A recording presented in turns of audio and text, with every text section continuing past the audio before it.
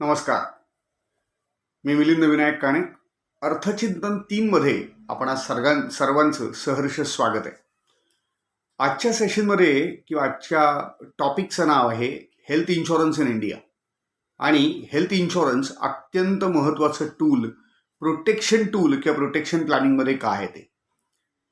Session 1 किंवा असं आपण म्हणू पहिल्या भागात आणि दुसऱ्या भागात अर्थचिंतन 1 आणि अर्थचिंतन 2 मध्ये मी basics of financial planning process हे पण कव्हर करताना प्रोटेक्शन टूलचं महत्त्व सांगितलेलं होतं.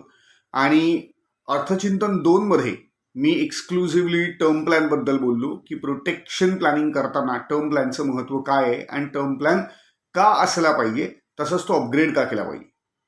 अर्थचिंतन 3 म्हणजे आजच्या भागात मी एक्सक्लुझिव्हली हेल्थ इन्शुरन्सबद्दल बोलणार आहे, जो प्रोटेक्शन प्लॅनिंगचाच एक अत्यंत महत्त्वाचा भाग आहे.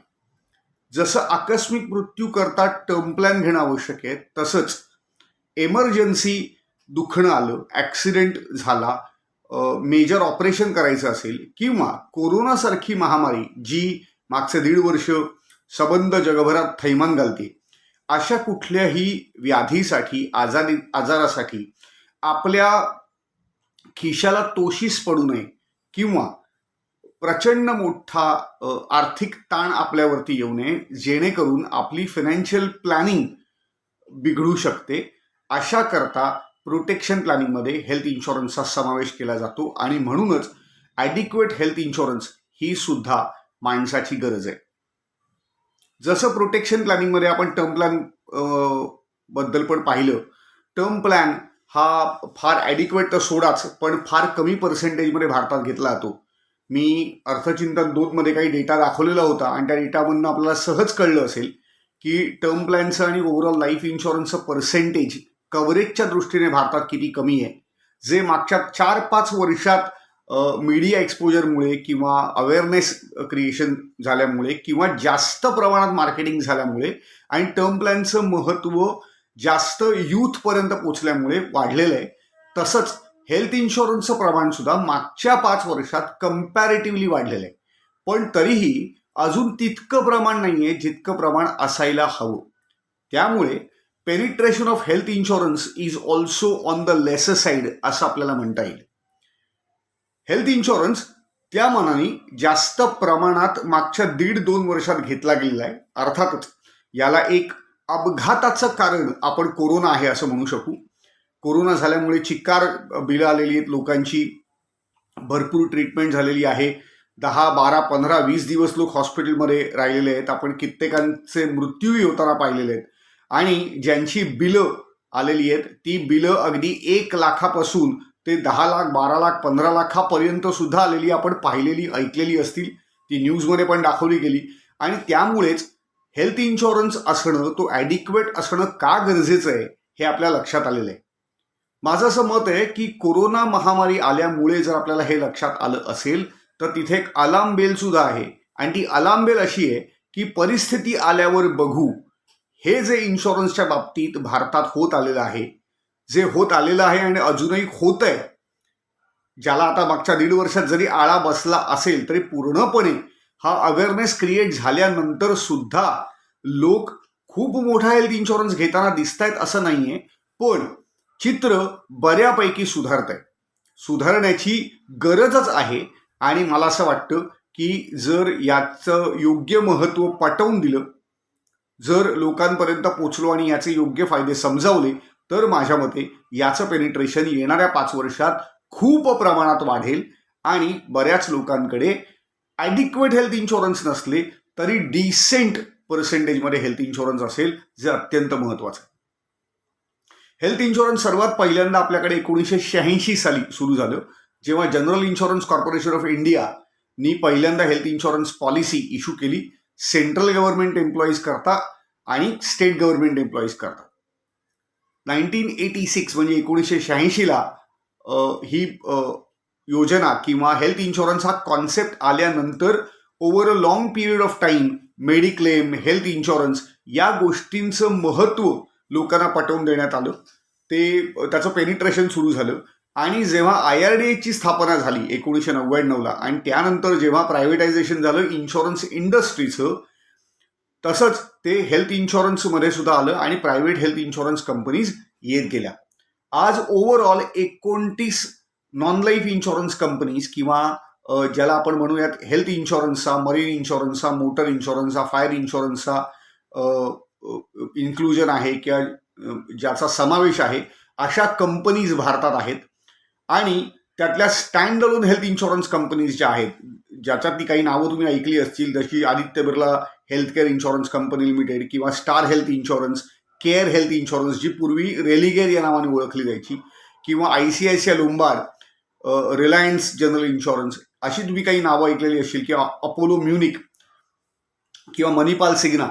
तर या stand alone health insurance companies आहेत ज्या हेल्थ इन्शुरन्स इंडस्ट्रीत गेल्या 10 वर्षात फार तेजीने वरती आलेल्या आहेत आणि लोकांपर्यंत पोहोचून हेल्थ इन्शुरन्सचं महत्त्व सांगण्याचं आणि हेल्थ इन्शुरन्स देण्याचं अत्यंत जबाबदारीचं काम करत आहेत. काही टॉप ब्रँड्स या काळात हेल्थ इन्शुरन्स इंडस्ट्रीत निर्माण झाले, जी मी आत्ता नावं घेतली, की Aditya Birla Healthcare insurance limited किंवा रेलिगेअर, जे आता केअर म्हणून ओळखलं जातं, रिलायन्स, बजाज, त्याच्यानंतर स्टार तर आहेच, त्याच्याशिवाय सुद्धा अपोलो म्युनिक आहे, मणिपाल सिग्ना आहे. या अशा काही कंपनीज आहेत ज्या एक्सक्लुझिव्हली हेल्थ इन्शुरन्स देतात आणि सगळ्या प्रकारच्या आजारांवरती आर्थिक विवंचनेतून काढायला एका फॅमिलीला किंवा एका व्यक्तीला इंडिव्हिज्युअली किंवा बाय गिव्हिंग फॅमिली फ्लोटर 4 जणांची फॅमिली, 5 जणांची फॅमिली, 6 जणांची फॅमिली अशी मदत करतात. मिनिमम सम अशोर्ड ही 3 लाख असते, मॅक्सिमम सम अशोर्ड ही 60 लाख, 80 लाख, 1 कोटीपर्यंत सुद्धा देणाऱ्या कंपन्या आहेत. पण जनरली 3 लाखापासून हे हेल्थ इन्शुरन्सचं कव्हरेज सुरू होतं. त्यात 2 प्रकार येतात.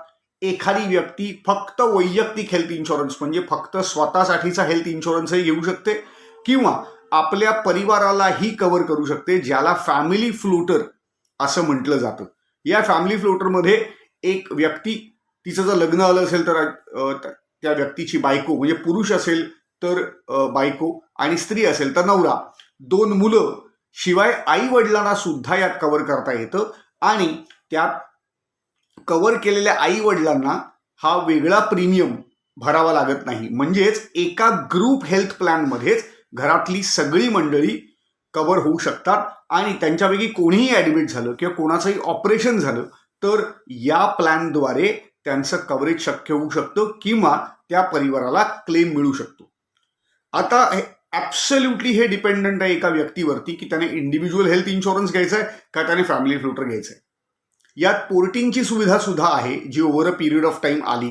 पोर्टिंग मागच्या 5-6 वर्षात सुरू झालेलं आहे आणि प्रामुख्याने लोकांपर्यंत पोहोचतंय. जसं आपण टेलिकम्युनिकेशनमध्ये पोर्टिंग बघतो की एखाद्या सर्व्हिस प्रोव्हायडरचं नेटवर्क किंवा त्याच्या सर्व्हिसेस जर आपल्याला आवडल्या नाहीत तर आपण ए सर्व्हिस प्रोव्हायडरकडनं बी सर्व्हिस प्रोव्हायडरकडे जाऊ शकतो.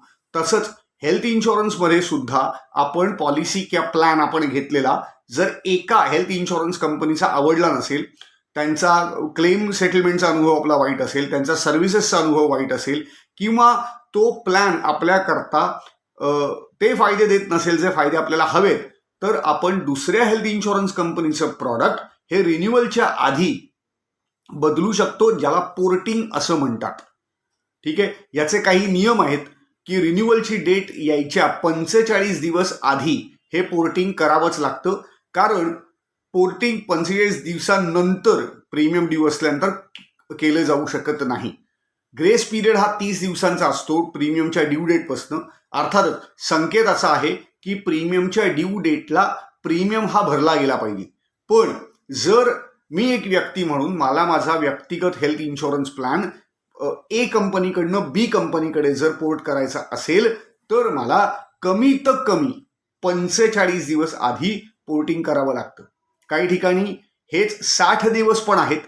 त्यामुळे मी कायम माझ्या क्लायंट्सना सल्ले देताना ड्यू डेट जेव्हा आहे त्याच्या जवळपास 2.5 ते 3 महिने आधीच आपण पोर्ट करूया असा सल्ला देतो. कारण ड्यू डेट जवळ आल्यानंतर पोर्टिंगचं प्रॉडक्ट जर प्रोसेसमध्ये असेल तर पोर्ट होईलच असं सांगता येत नाही. दुसरी गोष्ट अशी की प्रीमियम ड्यू आहे आणि त्याच्यानंतर जर पोर्ट केलं तर काही कंपनीज हे सगळे बेनिफिट सुद्धा ट्रान्सफर करत नाहीत. आता हेल्थ इन्शुरन्समध्ये मुख्यत्वे काही बेनिफिट्स असतात जे पण मी मला सांगतो.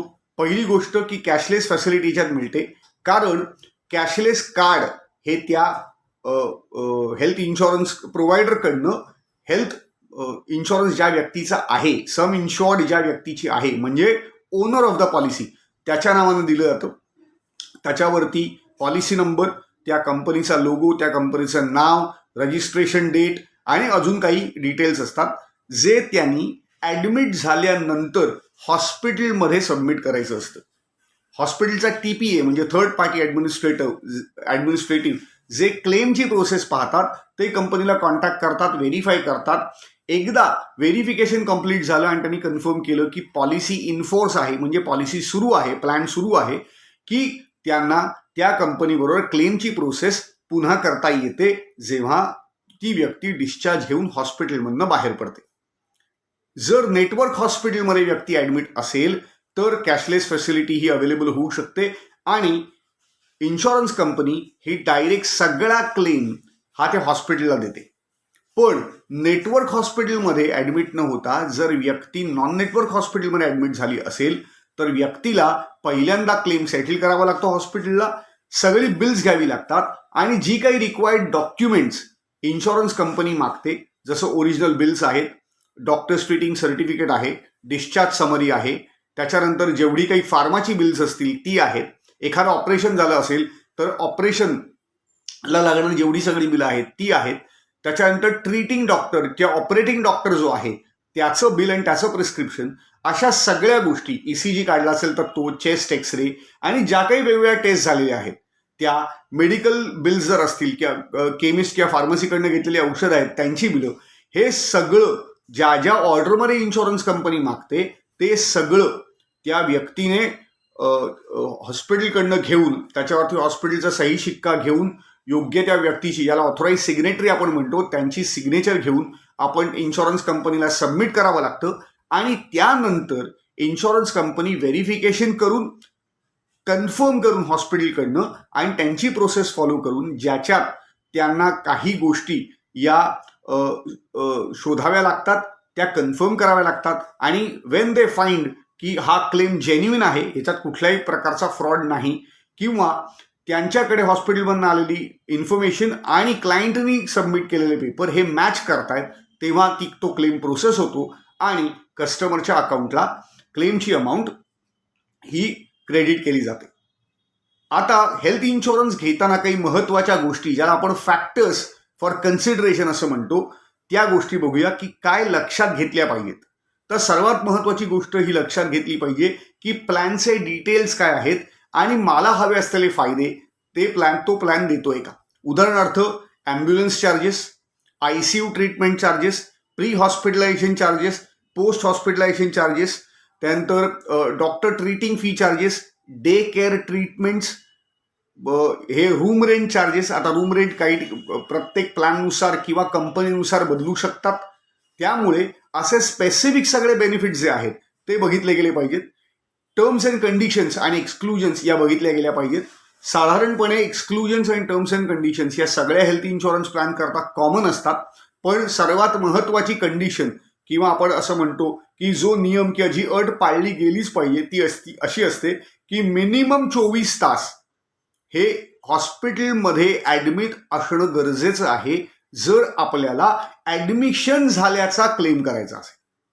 मेडिक्लेममध्ये मिनिमम 24 तास ॲडमिट झाल्याशिवाय क्लेम करता येत नाही, पण हेल्थ इन्शुरन्समध्ये प्रत्येक वेळेला ॲडमिटच झालं पाहिजे असं नाहीये आणि हा हेल्थ इन्शुरन्स आणि मेडिक्लेम मधला सर्वात मोठा फरक आहे.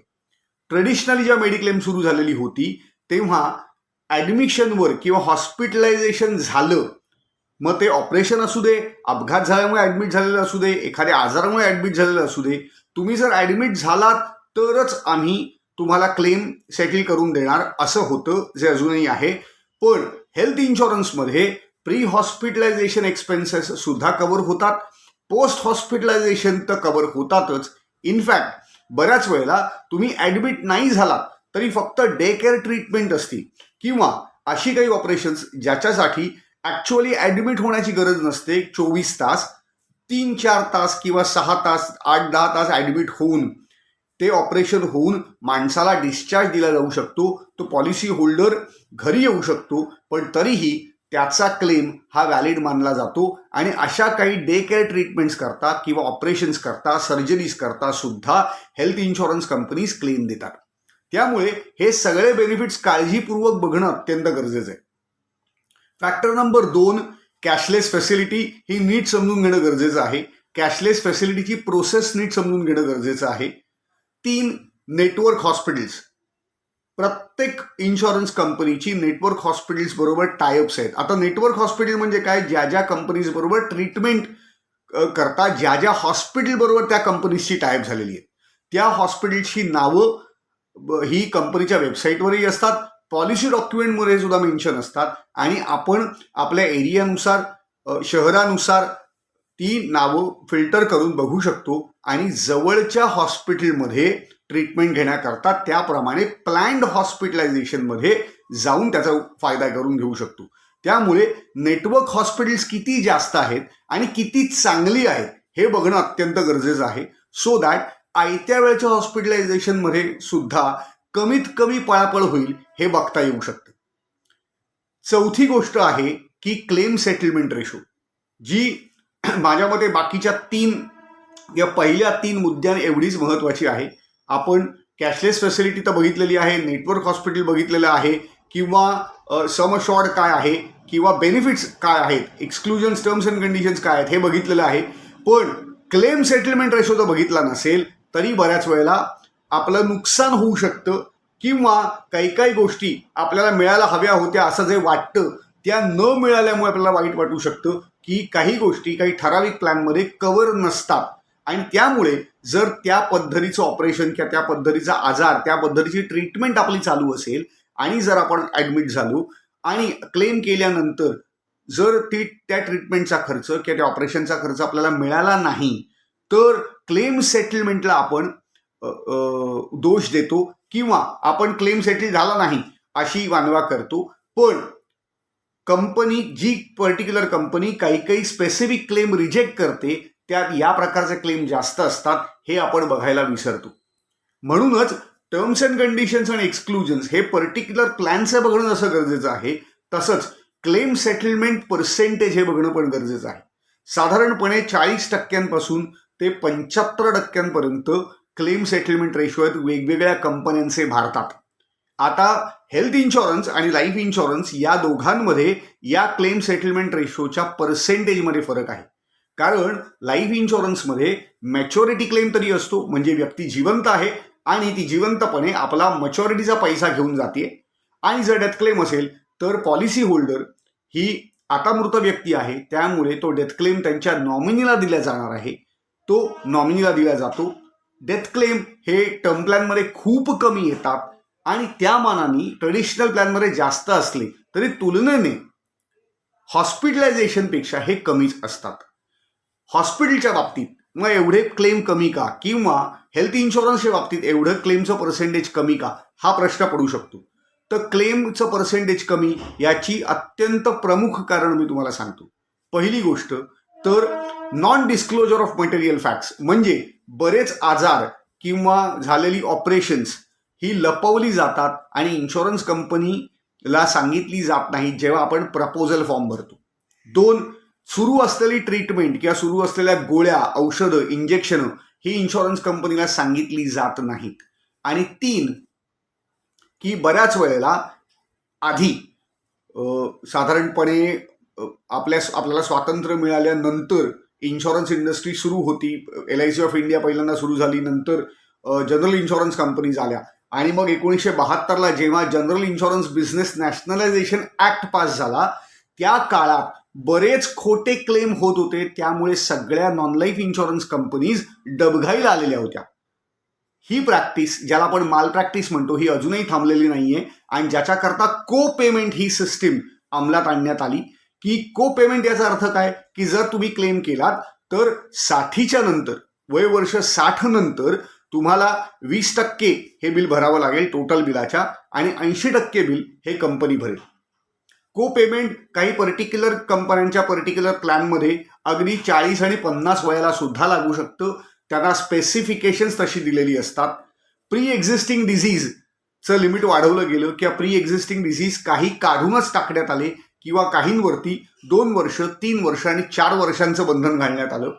हे सगळं व्हायचं कारण काय होतं, जसं मी म्हटलं की मागच्या 50 वर्षात खूप खोटे क्लेम केले गेले, त्याची खूप खोटी बिलं लावली गेली. त्यामुळे जेवढा प्रीमियम म्हणून इन्शुरन्स कंपन्यांना येत होता, इन्शुरन्स कंपन्यांना त्याच्या तुलनेने खूप जास्त क्लेम सेटलमेंट होत होती आणि त्या कारणाने over a period of time खोटे क्लेम पकडून किंवा फ्रॉड क्लेम पकडून इनजेन्युइन क्लेम पकडून त्याला रिजेक्ट करण्याचं पर्सेंटेज वाढले आणि म्हणून 40% साधारण 75% हा क्लेम सेटलमेंट रेशो आपल्याला हेल्थ इन्शुरन्समध्ये दिसतो. आणि म्हणूनच लाईफ इन्शुरन्स आणि हेल्थ इन्शुरन्सच्या सेटलमेंट पर्सेंटेजमध्ये हा फरक आहे. अजून काही महत्त्वाच्या गोष्टी हेल्थ इन्शुरन्समध्ये जसं मी सांगितलं, एक इंडिव्हिज्युअल हेल्थ इन्शुरन्स प्लॅन असतो आणि एक फॅमिली फ्लोटर असतो. एक व्यक्तिगत म्हणजे एका व्यक्तीला इन्शुअर करणारा प्लॅन किंवा प्रॉडक्ट आणि दुसरं फॅमिली फ्लोटर. ठीक आहे. त्याचप्रमाणे हेल्थ इन्शुरन्स डिफाईन करणाऱ्या अजून काही गोष्टी असतात आणि त्या गोष्टी असतात no claim bonus, unlimited auto recharge आणि बऱ्याच डे केअर ट्रीटमेंट किंवा पोस्ट हॉस्पिटलायझेशन एक्सपेन्सेस. त्याचबरोबर बऱ्याच हेल्थ इन्शुरन्स कंपनीज हे दरवर्षी फ्री चेकअप देखील देतात. बऱ्याच इन्शुरन्स कंपनीजची ॲप्स सुद्धा आहेत आणि त्या ॲप्सवर हेल्थ इन्शुरन्स ज्या व्यक्तीचा झालाय, मग तो जर व्यक्तिगत असेल तर त्या व्यक्तीने किंवा जर फॅमिली फ्लोटर असेल तर सगळ्यांनी तो हेल्थ प्रोग्रॅम जो त्या ॲपमध्ये दिलेला असतो तो फॉलो केला तर प्रीमियम रिडक्शन होऊ शकतं. प्रीमियम रिडक्शन याचा अर्थ रिन्युअल करताना त्या व्यक्तीचा इन्शुरन्स प्रीमियम कमी होतो, वय वाढलं असलं तरी. आणि असे माझ्या ओळखीत माझे स्वतःचे किमान अर्धा डझन क्लायंट आहेत ज्यांनी तो हेल्थ प्रोग्रॅम फॉलो केल्यामुळे रिन्युअलला येणाऱ्या प्रीमियममध्ये घट झालेली आहे किंवा त्यांना 2,000, 2,500, 3,000, 5,000 हा प्रीमियम मागच्या वर्षापेक्षा वय वाढून सुद्धा कमी भरावा लागलेला आहे. हायेस्ट प्रीमियम माझ्या क्लायंटनी जो कमी भरलाय तो 4,800 आतापर्यंत. म्हणजे काटेकोर हेल्थ प्रोग्राम प्लॅनिंग केलेलं कसं किती अचूक प्रमाणात एक्झिक्यूट केलं गेलं असेल याचा तुम्ही विचार करू शकता. सो हेही काही फायदे आहेत जे हेल्थ इन्शुरन्स कंपनीज देतात. याशिवाय हेल्थ इन्शुरन्स हे section 80D of income tax act 1961 मध्ये आपल्याला इन्कम टॅक्स डिडक्शनही देतं, म्हणजे आपल्याला टॅक्स वाचवता येतो. एक इंडिव्हिज्युअल जर प्रीमियम भरत असेल स्वतः करता किंवा त्याच्या डिपेंडंट स्पाऊस म्हणजे बायको करता किंवा नवऱ्या करता, मुलांकरता आणि आईवडिलांकरता, तर सेक्शन 80Dच्या लिमिटनुसार त्याला 50,000 रुपयापर्यंत टॅक्समध्ये बचत करता येते. इन्कम टॅक्स ॲक्ट 1961च्या 80D सेक्शननुसार हे होतं. आणि ज्याप्रमाणे फायनान्स बिलमध्ये 80Dचं लिमिट कमी जास्त केलं जाऊ शकतं किंवा याच्यात बदल होऊ शकतात, त्याप्रमाणे हेल्थ इन्शुरन्स कंपनीकडनं हा देणाऱ्या फायद्यात बदल अपेक्षित आपण करू शकतो किंवा अपेक्षा ठेवू शकतो. कारण हा फायदा हेल्थ इन्शुरन्स कंपनीच्या हातात नसून इन्कम टॅक्स डिपार्टमेंट आणि सेंट्रल गव्हर्नमेंटच्या हातात आहे. जसं मी म्हटलं, अनलिमिटेड ऑटो रिचार्ज म्हणजे काय, तर मी 10 लाख रुपयाची व्यक्तिगत पॉलिसी घेतलेली आहे. माझा एक मेजर ॲक्सिडेंट झाला किंवा कोरोनामुळे मी ॲडमिट झालो, माझं बिल 10 लाख रुपये क्रॉस करून गेलं आणि जर मी अनलिमिटेड ऑटो रिचार्ज घेतला असेल तर त्याच वर्षात माझी 10 लाखाची सम इन्शॉर्ड रादर पुन्हा रिफिल होते, जी मी ऑलरेडी खर्च करून बसलेलो आहे आणि तरीही माझा त्या वर्षात प्रीमियम वाढत नाही. याला ऑटो रिचार्ज म्हणतात. मग जेव्हा मी अनलिमिटेड ऑटो रिचार्ज घेतो, अर्थात त्याचा प्रीमियम जास्त असतो कारण तो कंपनीने इन्क्लूड केलेला असतो प्रॉडक्ट देतानाच, तर त्यावेळेला जितक्या वेळेला माझी पूर्ण सम इन्शॉर्ड एक्झॉस्ट होईल तितक्या वेळेला ती एका वर्षात अनलिमिटेड ऑटो रिचार्ज होत राहील. अर्थातच रिन्युअलला ह्याचा काय परिणाम होऊ शकतो हे इन्शुरन्स कंपनीज ठरवू शकते, कारण ऑटो रिचार्ज अनलिमिटेड असतानाचा फायदा करून घेतलाय याचा अर्थ अशीच काहीतरी व्याधी झालेली आहे, असं काहीतरी मेजर ऑपरेशन आहे ज्याच्यामुळे त्या सम इन्शॉर्ड ज्याची होती किंवा अशॉर्ड व्यक्ती जो होता, पॉलिसी होल्डर होता, त्याच्या आयुष्याला धोका होता. याचाच अर्थ याच्या पुढे इन्शुरन्स कंपनी करता सुद्धा तो धोका आहे. आणि म्हणून हे बघताना रिन्युअलला अंडररायटर हे ठरवू शकतो की प्रीमियम किती वाढवायचा का नाही वाढवायचा, किंवा अजून काही वेगळं डिसिजन असेल तर ते काय द्यायचं. पण जनरली अनलिमिटेड ऑटो रिचार्ज हा एकदा दोनदा करणाऱ्या व्यक्ती आढळून येतात जेव्हा त्यांची सम इन्शॉर्ड खूपच कमी असते. म्हणजे 3 लाख 4 लाख 5 लाख रुपये असेल आणि टोटल खर्च 10 लाख झाला, तर परत एकदा 3 लाखाचा ऑटोमॅटिक रिचार्ज झाला म्हणजे तो 3 लाख खर्च झाले आणि अजून 3 लाख रिचार्ज होऊन त्या माणसाने ते क्लेम करता वापरले, आपल्या फायद्यासाठी वापरले, असा त्याचा अर्थ होतो. अनलिमिटेड असेल तर अनलिमिटेड वेळा होऊ शकतात, पण प्रीमियम त्या केसमध्ये निश्चित वाढू शकतो किंवा काही सर्टन कंडिशन्स किंवा एक्सक्लुजन्स किंवा लिमिटेशन्स येऊ शकतात. नो क्लेम बोनस, ज्याला NCB म्हणतात, जो दरवर्षी मूळ सम इन्शॉर्डच्या 10% वाढतो जर त्या वर्षात पॉलिसी होल्डरचा किंवा कव्हर असलेल्या कुठल्याही होल्डरचा क्लेम आला नसेल. म्हणून त्याला NCB म्हणजे नो क्लेम बोनस असं म्हटलं जातं. ठीक आहे. नो क्लेम बोनस सुपर म्हणजे NCB सुपर नावाची एक संकल्पना आहे, जी 10% दरवर्षी वाढत मूळ सम इन्शॉर्डच्या 150% ही वाढवली जाऊ शकते. तर असे काही बेनिफिट्स आहेत जे जरूर बघितले गेले पाहिजेत. यानंतर अत्यंत महत्त्वाचा मुद्दा बघितला गेला पाहिजे हेल्थ इन्शुरन्स कन्सिडर करताना, तो म्हणजे इन्शुरन्स कंपनीचा सॉल्व्हन्सी रेशो. सॉल्व्हन्सी रेशो याचा अर्थ इन्शुरन्स कंपनीकडे जमा असलेलं कॅपिटल किंवा बोली भाषेत आत्तापर्यंतचा इन्शुरन्स कंपनीने कलेक्ट केलेला प्रीमियम, जो रेशोनुसार 1.5 टाइम्स असला पाहिजे किंवा 150% असला पाहिजे. कशाच्या? प्रीमियम कलेक्ट केलेला हा येणाऱ्या लायबिलिटीचा. म्हणजे मला जी लायबिलिटी, मला जे क्लेम सेटलमेंट करायला पैसे लागतील त्याच्या कमीत कमी 1.5 पट किंवा 150% हे माझ्याकडे असलेलं कॅपिटल किंवा कलेक्टेबल प्रीमियम असला पाहिजे, जेणेकरून माझी कंपनी ही सुस्थितीत आहे. म्हणजेच अचानक आलेले कोणतेही क्लेम ती कंपनी देऊ शकते, ती कंपनी फायनान्शियली साऊंड आहे, आणि म्हणून सॉल्व्हन्सी रेशो हा पहिल्यांदा बघितला गेला पाहिजे. ठीक आहे. Care Health Insurance Company, Star Health Insurance Company, Aditya Birla, Manipal Cigna, Apollo Munich, Max Bupa, आता बुपा गेलेली आहे पण मॅक्स हेल्थ इन्शुरन्स, अशा काही आहेत, Royal Sundaram, Reliance Health Insurance, अशा काही कंपनीज आहेत, त्यांचे सॉल्व्हन्सी रेशो हे अतिशय सेफ झोनमध्ये आहेत. आणि म्हणूनच गेल्या 10, 12, 15 वर्षात या इन्शुरन्स कंपन्यांनी खूप मोठा बिझनेस केलेला आहे आणि खूप क्लेम सेटलमेंट केलेली आहेत. मागच्या 1.5 वर्षात याच कंपन्यांनी क्लेम सेटलमेंटचे सर्वात जास्त भार उचललेले आहेत, कारण या कंपन्यांवर क्लेम सेटलमेंटचा सर्वात जास्त बोजा कोरोनामुळे आलेला आहे.